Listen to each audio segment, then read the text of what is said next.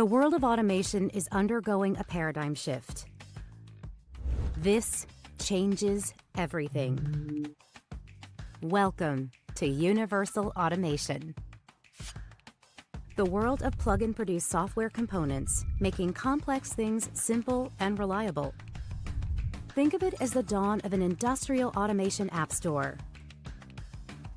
The IEC 61499 standard is the key to portability and interoperability. UniversalAutomation.org is the community managing an industrial-grade reference implementation of 61499. Because no one vendor or company or person can bring about transformation on their own. Universal Automation allows us to use software and hardware in a whole new way to create portable applications and innovative architectures. For the first time, IT and OT engineers can easily work together, combining real-time with right-time to create cost-effective and innovative ways to address complex use cases like predictive maintenance, production optimization, and virtual commissioning. But how does Universal Automation really impact you? Vendors can use the Universal Automation reference implementation to bring IEC 61499 offers to market fast. That means new software revenues, new business models, and new customers. Universal Automation frees industrial enterprises to integrate best-of-breed components and proven in-use software. You can realize step-change advancements in efficiency, flexibility, and modularity with agile operational models. It's time for us to release the full potential of the fourth industrial revolution. Be a part of the community delivering the solution. Join universalautomation.org. Hello, and welcome to this new session of UAO Goes Live, implementing asset-centric automation with IEC 61499. I'm Greg Boucaud, Chief Marketing Officer of Universal Automation.org, and I'm thrilled to have with me today, to have you with us today. In this session, we will explore how industrial automation is evolving from asset-based to asset-oriented and asset-centric strategies, and how IEC 61499 enables these approaches through openness, modularity, and interoperability. Joining me today is Sarat Kumar Reddy Molakaseema, Chief Architect Officer at universalautomation.org. Sarat will share his insights on how this technology empowers flexibility and future-proof automation systems. Stay tuned as we delve through this topic, and don't hesitate to ask your question in the chat. Sarat, welcome. Thank you, Greg.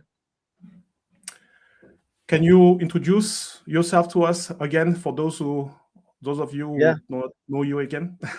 Yep, sure. Thank you, Greg, and thank you for giving me this floor to come back and present on something very interesting today.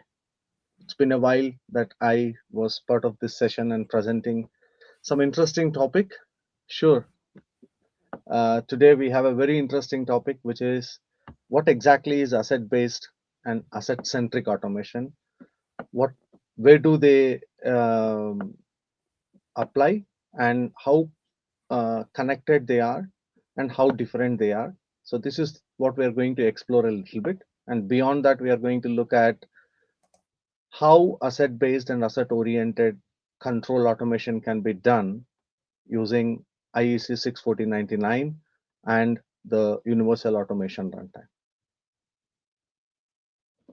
Okay, so I now present you this groundbreaking concept of asset-based and asset-centric control automation, which is a very, very important initiative that is being actively pursued by both end users and also the automation vendors and suppliers. We start our presentation first trying to understand the basics of what asset-based automation is and what asset-centric automation is. So we start with the terminology. So it's very important for us to understand what an asset is before even we talk about what asset-based and asset-centric control and automation is. So at a basic level, an asset is a physically or logically identifiable entity. I hope everyone understands what does it mean when we say physically or logically. It's not a must that something which can be touched or which can be seen or which can be perceived is only an asset. There could be some logical stuff, like for example, a software application itself could be called an asset. Even there are things which are having life. For example, even a human is considered an asset in certain contexts. So anything which can be identified as an entity in the world or in the system can be called a asset. And it contributes to, in specific to control and automation, an asset is something which is physically logically identifiable and also is contributing to the operation monitoring of an industrial system. Now, if we look at the assets, it's not a must that an asset is a single entity or a standalone entity. No, an asset which is single, standalone, with its own attributes and behaviors is a simple asset. And it is also possible that there exist composite assets which are combination of several simple assets. When all these simple assets are brought together, they kind of exhibit a behavior which then becomes unique to this composite asset. So it's very important to understand this simple asset and composite asset, because this is what then plays a major role when we talk about asset-based automation and asset-centric automation. Now, few examples of physical assets, as you can see here: machines, devices, infrastructure, anything that is contributing to operation monitoring and control of an industrial process or an industrial system is an asset, and that's what you see here as physical assets. And as I was mentioning before, logical assets, they are not physically perceivable, but they do exist. And software modules, for example, a control application itself can be called an asset. A digital twin can be called an asset, and data sets, databases, even these kind of things, the logical and digital format uh, entities can also be called as assets. So this is a very basic introduction to what an asset is. Now we move on to understand a bit about asset characterization. How is an asset characterized? An asset for sure must have an identifiable uh, attribute in it, which is like it identifies itself as a unique entity in the system. This typically is done through unique ID or name, and this is what we use even in the real world. Each person is identified by a name in general, and sometimes you have to qualify the name with few more things to really make the asset uniquely identifiable. And of course, the asset should also have a description, which is basically the metadata, which is kind of like, say, if it is a device, who is the manufacturer of the device, what is the device manufacturer ID, what is the year of manufacturing, and all these details. So this is basically a description of that asset. And then, is this asset operable, especially in the context of control and automation? It needs to clearly tell whether the asset is operable. Then if it is operable, then what are the different operating modes, how it can be controlled, what kind of parameters that it presents to you, how you can monitor them, and all this. Then the composability part, that means it should be possible to use asset as by itself, and it should be also be possible to make this asset part of a composite asset or a composite system, and then it should still be usable as part of the system. So that's another characterization of an asset. And all these things, all this understanding is very critical when we try to understand now what is asset based and asset centric automation. Yeah, and then there is also a very, very important aspect about an asset that we need to be really clear about. An asset might have more than one facet. So a facet here is a logical partition of an asset. And when I say partition here, it need not be a physical partition. Okay. It is more a logical partition, which refers to what are those interesting characteristics that are interested to somebody who is trying to act on the asset. So that's what you see here. So there are two definitions which I have put forward here. An asset facet is a logical partition of an asset that refers to specific perspective or aspect of an asset. For example, if you take a pump might have multiple facets. For example, a operational engineer who is operating the pump might be interested in this facet of operating, like, can I start it? Can I stop it? Can I set the RPM? Can I change the RPM? Things like this. Okay. Whereas there might be another actor who is more interested in understanding, okay, I want to know whether the health of this pump is uh, correct or not, or is there any problem with the pump. Then this technician might be interested in looking into different facet of the asset, which exposes different information and data to this actor. So that's why we have the second definition, where we say an asset facet is a specific view of an asset that highlights the information or functionality relevant to particular actor, right? So both the definitions go hand in hand. And again, the definitions are not always the same when it comes to looking at understanding a particular asset. Now, as you can see, there is a table that is presented here. I try to present here some examples of what kind of an actor is interested in what kind of facets associated with the assets used in control and automation. Operators are more interested in controlling and monitoring an asset, which is part of the industry setup. A maintenance technician is more interested in diagnostics, life cycle configuration, so on and so forth. A system integrator is more interested in how do I do communication configuration, how do I do control configuration using this asset, right? And the production manager might be more interested in monitoring and the performance and the life cycle of the asset, because that is important to them to optimize the production, so on and so forth. Security administrators, obviously, they are more focused on the security and safety aspects of the asset. Simulation engineers are more interested in how do I work with a digital twin, or can I create a digital twin of this asset and then do certain simulation and tests and verification and validation. And the MES and ERP systems. So an actor here need not be always a human. An actor here can be even another system or another asset as well. So it's not a must that an actor is always a human. An actor can be another device, can be another system, can be an adjacent system, whatever it may be. So it all depends upon how you visualize it and how you view at it in terms of understanding what kind of facet is critical for this kind of operation or for this kind of interaction, so on and so forth.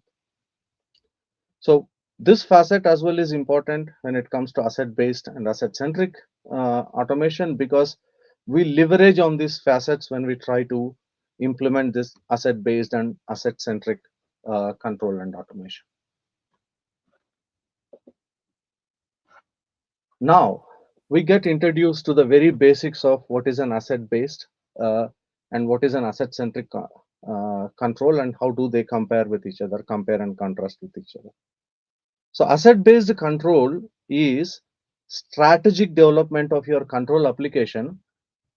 Okay, you apply certain strategy around your control application development to ensure the plant is operated reliably and the operations are focused on minimizing the downtime, reducing the maintenance costs, and extending the operational life.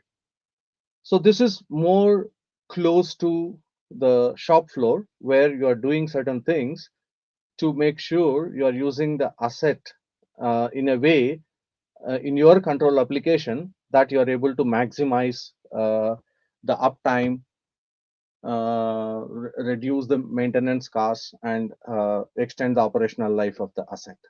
Now, few examples of what it means when you say you're taking the asset as a base for developing your control application. Condition-based control of heat exchanger for energy efficiency.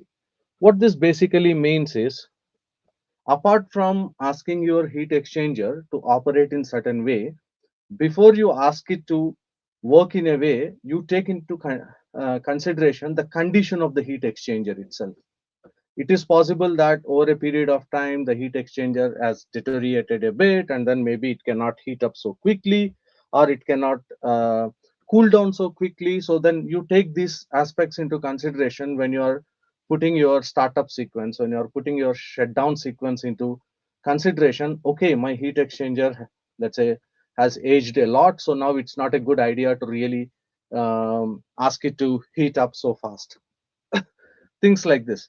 And then being aware of the life cycle and taking that also into consideration when you're developing your control application, which means, for example, let's say you're using a valve positioner uh, in a process industry, and then you know that the valve positioners come with certain life cycle data with them. For example, a valve positioner may be saying that the opening and closing of the valve can be performed these many times in the lifetime of the valve. Or maybe it may say that, okay, once you perform these many openings and closings, you need to take the valve for maintenance, or you need to reduce opening it completely, or you should not close it completely, things like this. So again, taking these into consideration and then defining your control and control application, or implementing your control application, is asset based control. Also, the other example, proactive control of pumps to avoid failures. Yes, also you operate the pumps, and well, not just pumps, any device for that matter. You always take into consideration what this asset is, and what is the performance of this asset in this condition, or what is the manufacturer saying about the operating limits of the asset, so on and so forth. And then you implement your control accordingly, with the focus on reducing the maintenance, minimizing the downtime, and extending the life of the asset. That's what we call as asset based control. Then asset centric control is, it's more a strategic approach where control and operational decisions are centered around asset.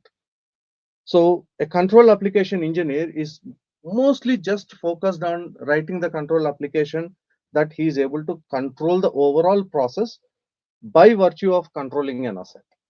Whereas the operational people, sure, they do want to understand how the process is controlled, but for what is most important for them, for the operational people, is, maximizing the productivity, closely aligned with what are the business goals. Okay, so the asset centric control is, in a way, the control engineer and the operational engineer coming together to make certain decisions, and then make sure that the operational procedures and the operational decisions that come to the operator in the control room who is operating the plant are done taking asset as the core of their operation, or considering the asset as core of their operation. The objectives for this asset centric control and automation is, it is to maximize the productivity, it is to maximize the return on investment, it is to maximize, or it is to meet the business objectives, making sure you are not stressing the assets, making sure you are still protecting the asset, you are still operating the asset in a way that it is not leading to a large maintenance cost, right? So this is something which is asset centric control and operation. So it's not just asset centric control, it always is going hand in hand with operational decisions. So it's basically asset centric control and operation. One of the example here is, you have to schedule the heat exchange operations, and you have to prioritize the maintenance based on business impact and return on investment. Imagine you are using a heat exchanger for production of certain chemical, or I don't know, somewhere in a pharmaceutical industry. You know that there is a great demand for this particular drug or chemical in the industry, and you want to produce and make money out of it. Sure, you have to do it. At the same time, you have to take into consideration, if you are stressing so much on the heat exchanger, what could happen? Will you lose the heat exchanger forever? And then, which means you are going to spend a lot of money buying a new heat exchanger, or you're going to spend a lot of money bringing it back to life the way it is supposed to work. So whatever business objective you're trying to meet, that is the profit making objective, in a way is compromised because you're stressing too much on the heat exchanger. So it's very important for the operational people to understand these aspects and then plan the operations accordingly. Sure, you need to meet the market need. At the same time, you need to make sure you are not stressing on the resources that you have in the plant. So I spent a bit of time here explaining asset-based control and asset-centric control because this is what is the concept that I thought I should share with you guys, and this is something which is very, very useful for everyone, not just end users, but also for automation vendors and suppliers to understand how you can design and develop your control system, which helps end customers leverage these concepts to make the best out of it. Okay, so here is a bit of again a comparison. What is the focus area? As I said, asset-based control engineering is tying the control logic to the asset condition, and asset-centric control is you have the control, but then you are orchestrating this control. Like for example, there is certain configuration that you give to this application, certain set points you give to this application. You are orchestrating this control logic and control application to maximize the value that you are able to extract from the uh, asset and also meet your business objective. The scope, when it comes to scope, asset-based control engineering is clearly in the engineering and automation engineer scope.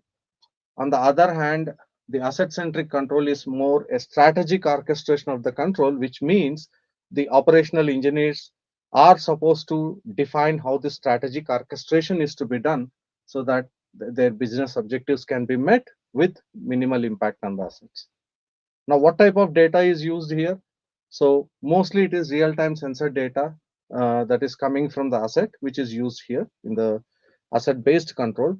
On the other hand, in the asset-centric control, you're going to make use of a lot of information coming in terms of life cycle and the performance data, the historical data that you have about the asset, which kind of tells you at what levels of configuration the asset operates to its full potential and all these things.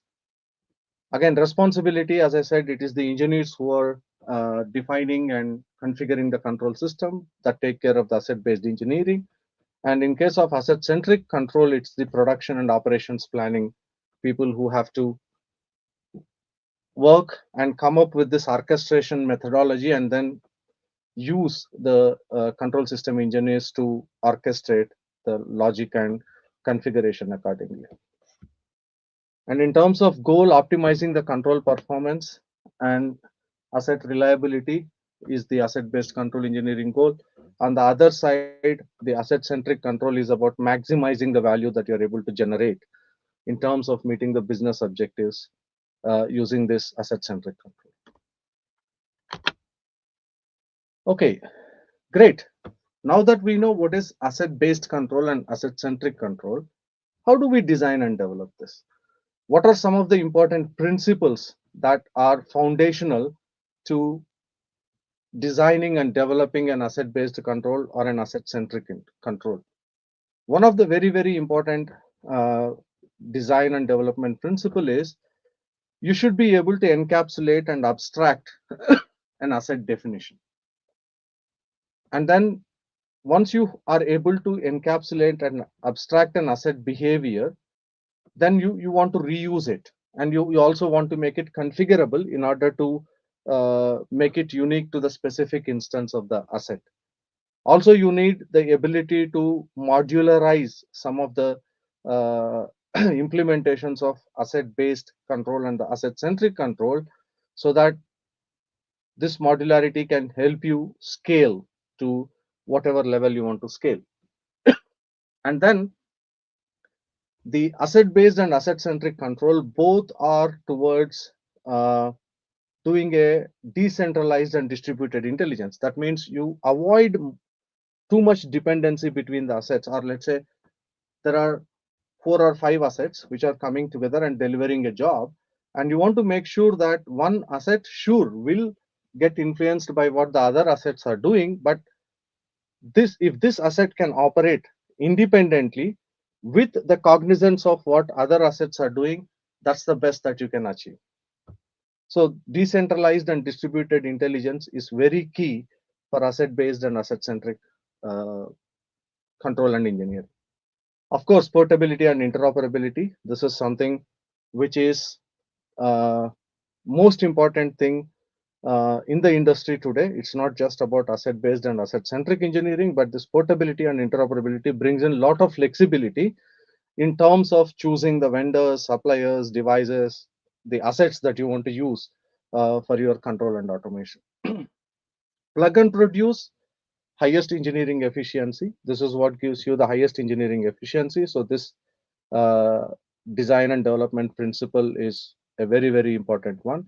And then being able to do a digital integration and being able to connect the assets with each other and also connect the assets to other enterprise level application assets is also very, very important, considering today's digitalization and the advancements in digitalizations that are happening today, and especially with AI, it is going to next level.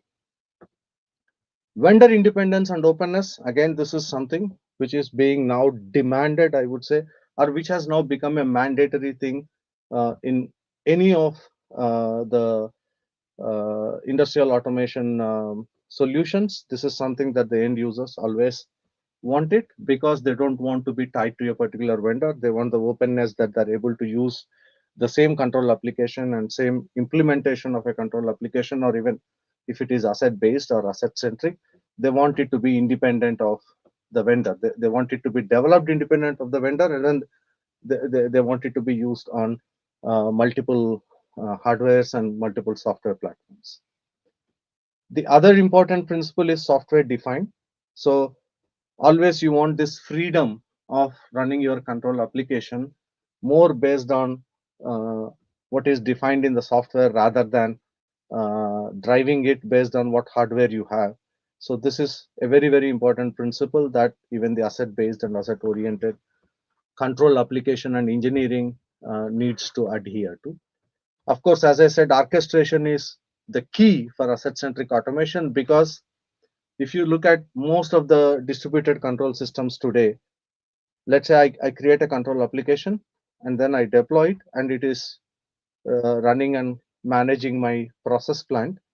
And if I, in cases like say batch control, or in cases where you're using the same production line or you're using the same production unit to produce different materials, there is always a downtime where you're re-preparing the line or you're re-preparing the plant for producing something else. This is something which they, that is needed.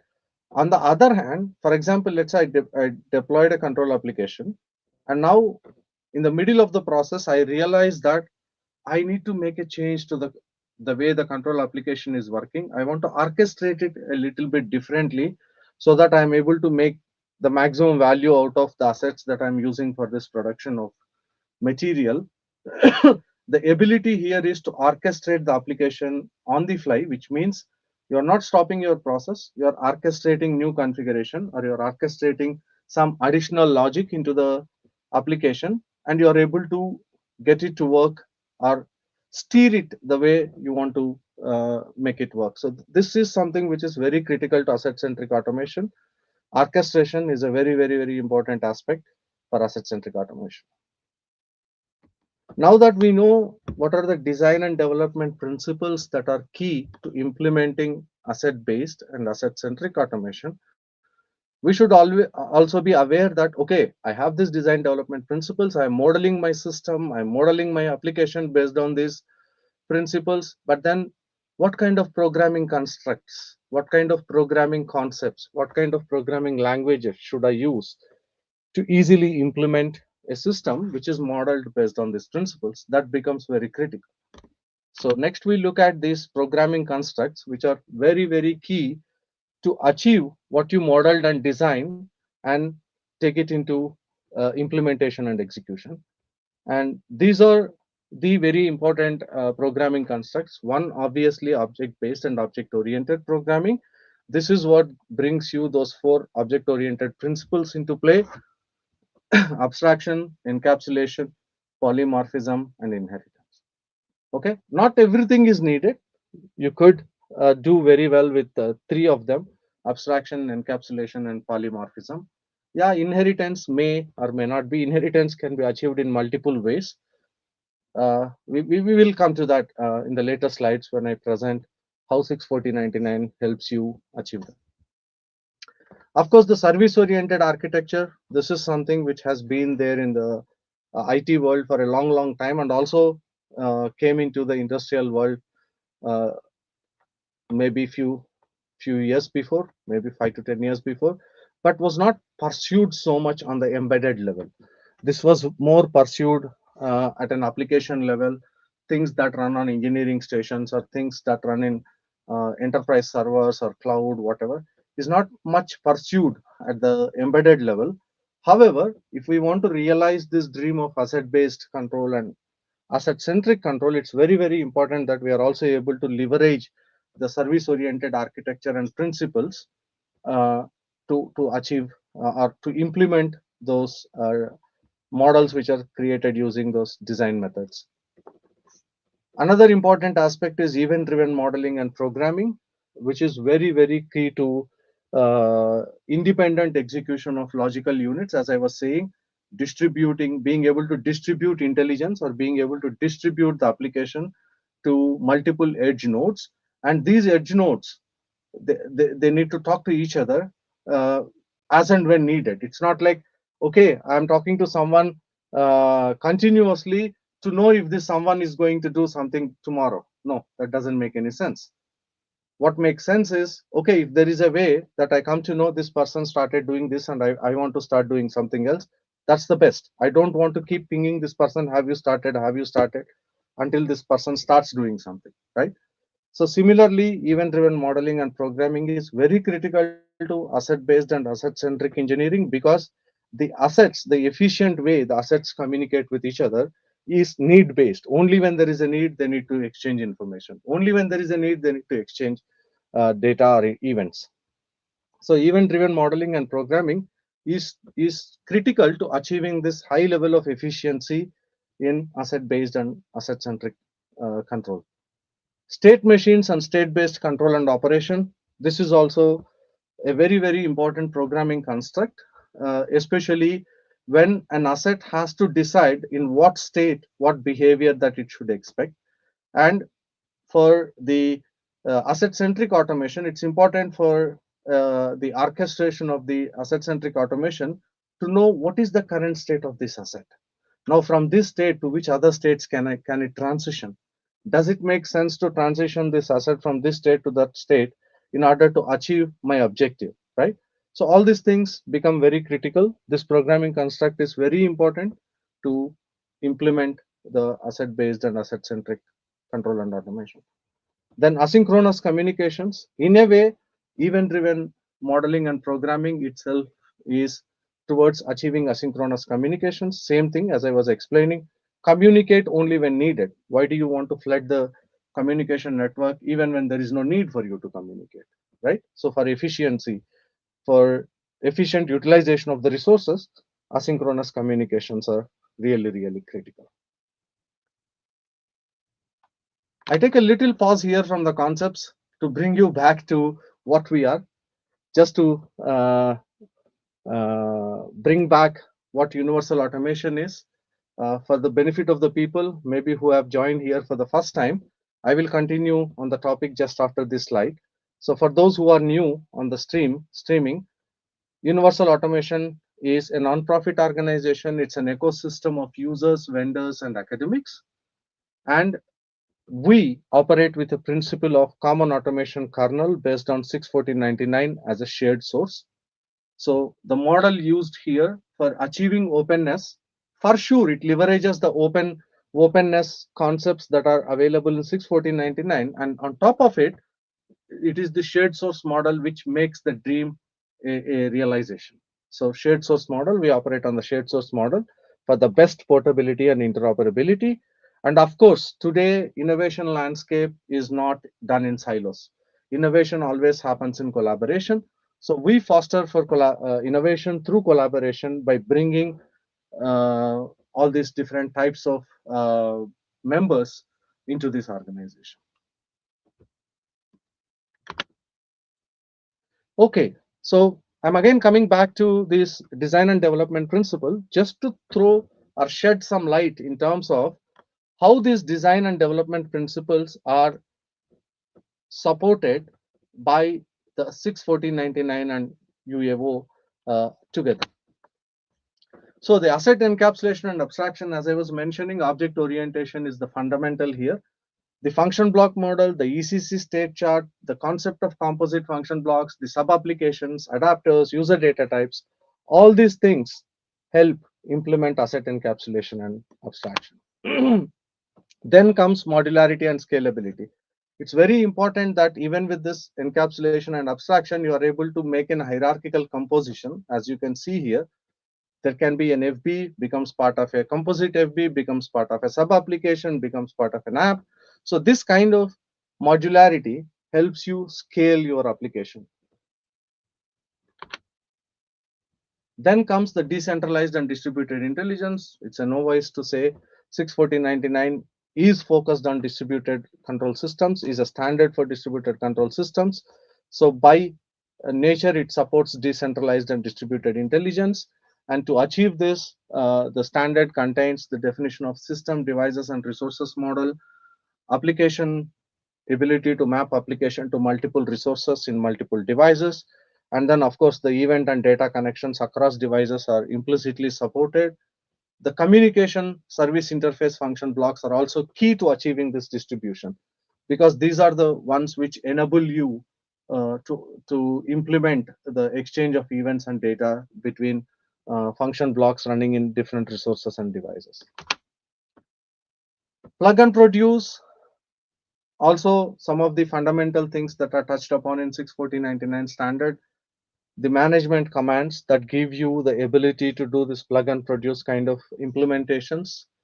Typed sub applications, self-describing units, which means you can produce a sub app and then directly get it to work by putting it into the application and resource. Of course, adapters to define contracts for event and data exchange between sub apps or between composite FBs or between FBs gives you the flexibility to do a plug and produce, which basically adapter can be used in a way to achieve polymorphism. Vendor independent and openness, as I said, the standard itself is focused on this. However, even with standard, there are instances where the vendor independence and even interoperability and portability is compromised. The approach of shared source from universal automation is a very key thing to achieve this vendor independence. As I said, portability and interoperability, the standard does talk about a lot of these things to make sure the applications are portable and the applications running on one vendor is interoperable with the application running on another vendor device, so on and so forth. As I said, most of these constructs which are defined within the standard help you achieve this. On top of it, the shared source model is critical to achieving this. Software defined, probably it is only the 61499 and the implementation of it, which is letting you go and create your control application without thinking about what hardware I'm going to use, what IOs I'm going to use, what kind of resources I'm going to use. You focus on your application development. You start top down, not bottom up, not by deciding the hardware and IO. You start from the top, you define your application, you implement it. Only when there is a need to take it to the field, that's when you go and figure out which devices you want to use and where you want to deploy it. And this is very key to achieve what we call as this software defined automation. Until the time you are starting your job with choosing the hardware, you can never claim that it's a true software defined automation. So it's very important that the 61499 principles are diligently followed to make sure the software defined and hardware agnostic approach is achieved.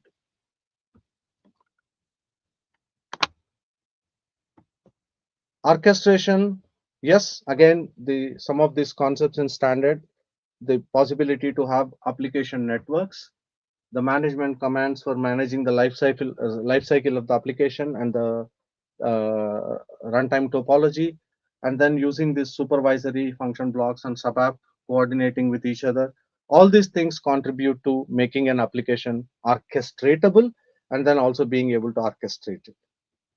And there are a number of use cases where these are currently used by universal automation members. Reusability and configurability as a the basic fundamental of this, the ability to have type libraries, and then these type libraries containing types from which you create instances and then you create application. That itself is a concept that allows the achieving of reusability and configurability, which is very, very important in asset-based and asset-centric automation. Digital integration and connectability, the service interface function blocks are the key here, and then using them in conjunction with proper definition of adapters to wrap up the way the interface and the data exchange is defined is critical to achieving this digital integration and being able to connect the control application to various other applications that are adding value by taking data from control to the next level. Okay, so that was about how 61499 complements implementation of those design and development principles. Now, a quick look into how some of these programming constructs are addressed in 61499. Object-based and object-oriented programming, as I said, the very basic, the function block model itself is object-based. And even the adapter definitions, the ability to define user data types, all these things contribute to the fact that 61499 natively supports object-based programming. Object-oriented, yes, it's not so much, especially the inheritance is something which is kind of compensated using the concept of containment, I would say, containment and composition. It doesn't matter which approach you use, as long as you are able to wrap up and reuse, that's good enough to make sure you are able to achieve this abstraction and encapsulation levels. Then comes the service-oriented architecture. Yes, the ability to have service interface function blocks, which are modeling the functioning of a service for external interfacing and communicating with external services, is promoting the use of service-oriented architecture in the runtime. And in a way, the adapter types and the way you define the adapter types and the way you use these adapter types for the service interface function blocks is key to having clear and easy to use interfaces. Yeah, the management commands also contribute a bit here in terms of making sure the deployment and other kind of services which are exposed by the runtime are based on service-oriented architecture. Event-driven modeling and programming, event-driven execution is fundamental to 61499. So natively 61499 enables implementation of asset-based and asset-centric control, leveraging the event-driven execution model. I don't want to go in deep here, but this is very, very important as I was explaining for this asset-centered control application development. State machines and state-based control, yes, the presence of electronic, the state chart, the ECC itself is contributing to the state machines, but in general, state machines are part of any embedded software. The only point here is it takes down to the next level. It's not just the device state or the service state which is being managed and maintained, but the state goes down to the level of function blocks. Each function block has its own state, and the state together of several function blocks then becomes the state of the application. So this is also native to 61499. Asynchronous communications, sure, it's again the service interface function blocks which are key here, and service interface function blocks in combination with event-driven execution is what is key for asynchronous communications.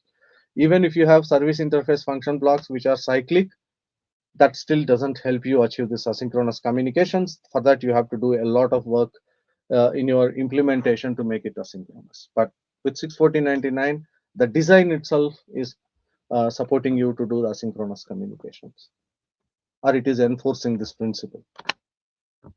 Okay, a quick recap of the same thing again, a bit visually.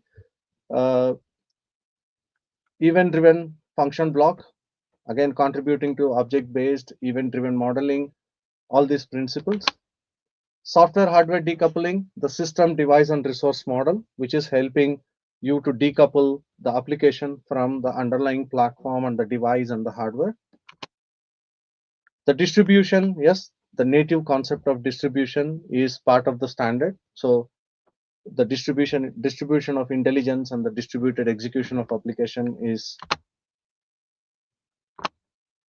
possible. Yes, the event driven function block, this is something that everyone should keep in mind, that everything that you model, everything that you develop, even in an asset based and asset oriented engineering, it needs to be driven through events, because you don't want to keep cyclically checking something, cyclically doing something.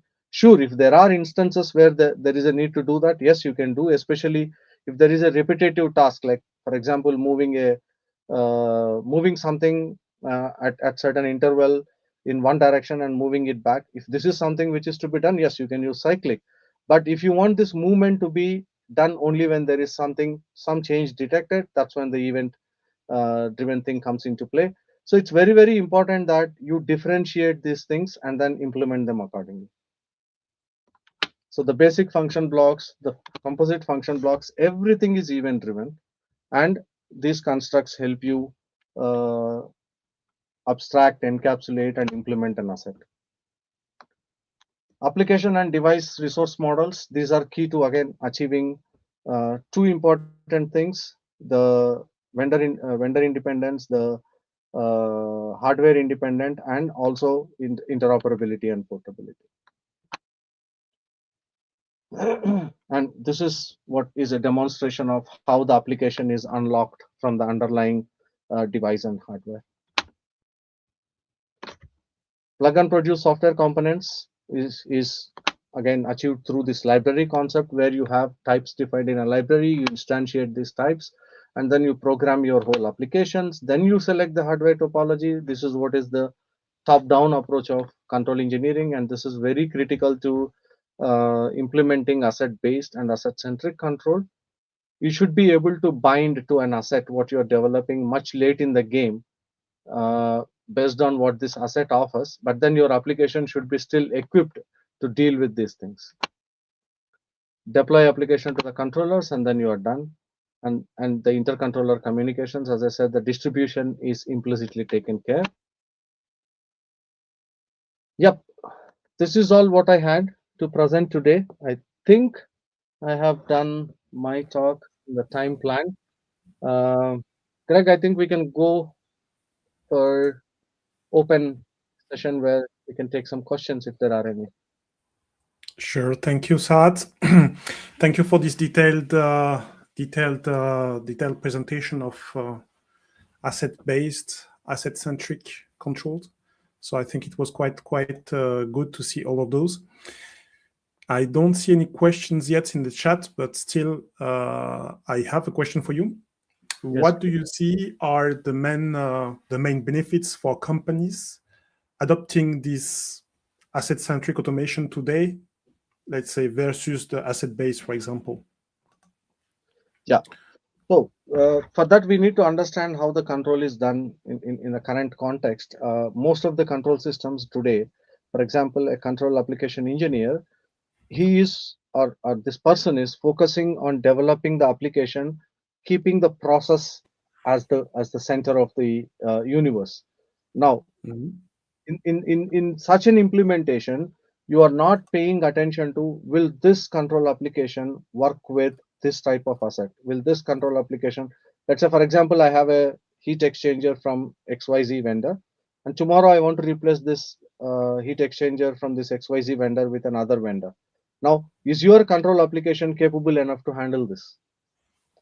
Rather, if you are making it based on an asset, in your overall system, you know that this asset is going to change and you bring in a new asset. The only thing that you have to touch upon in your control application is, okay, how do I make my control, my previous asset modeling of this control tailored to this asset. So the focus here is shifting from the process to asset. That means you are doing your process control considering what assets are actually running the process.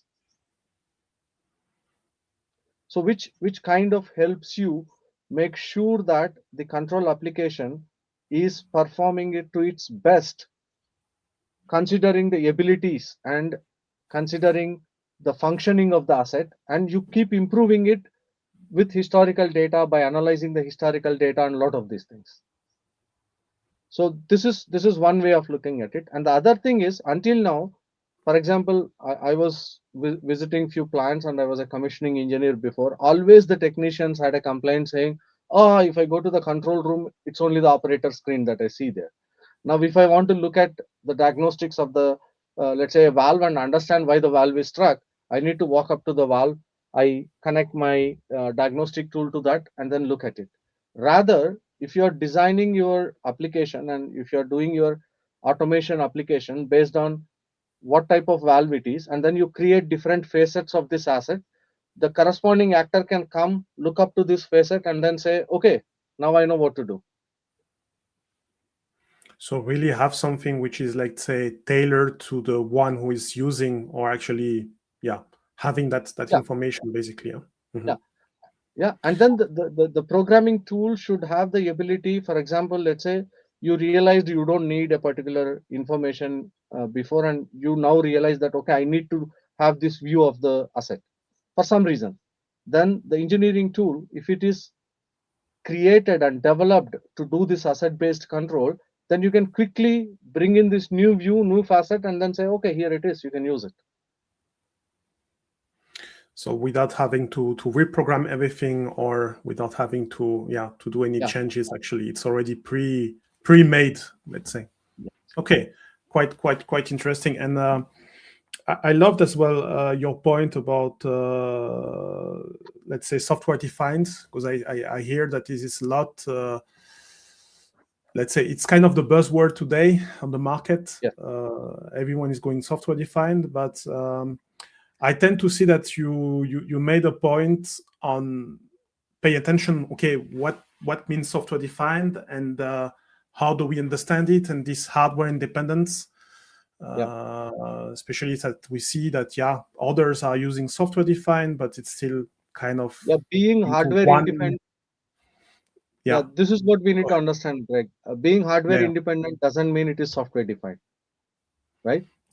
For something to be truly software defined, you should be able to create and develop what you want to do, whether it's a control application, whether it is a analytics application, whatever it is, you should be able to develop it or start creating it without really considering what hardware on which I'm going to run it, what platform on which I'm going to run it, or do I have to change my application if, let's say, I switch from one type of IO to the other type of IO. So the freedom to think and develop your application without considering, end of the day, what hardware is going to end up in the industry or the factory, that's when it is, let's say, true software defined automation. And the freedom goes as well until the vendor as well of the automation platform. I mean, not to be one locked to one vendor. Okay, good, great. Thank you, Sarat. I don't see any other question in the chat, so I will thank the audience, and thank you all for joining this session of UAO Goes Live. We hope you enjoyed learning about asset-based, asset-oriented, asset-centric automation, and how IEC 61499 makes these strategies possible. A big thank to you, Sarat, again, for sharing your expertise. And I would like, if you would like to learn a bit more, don't hesitate to visit our website and to watch again these episodes on either LinkedIn, YouTube, or as a podcast.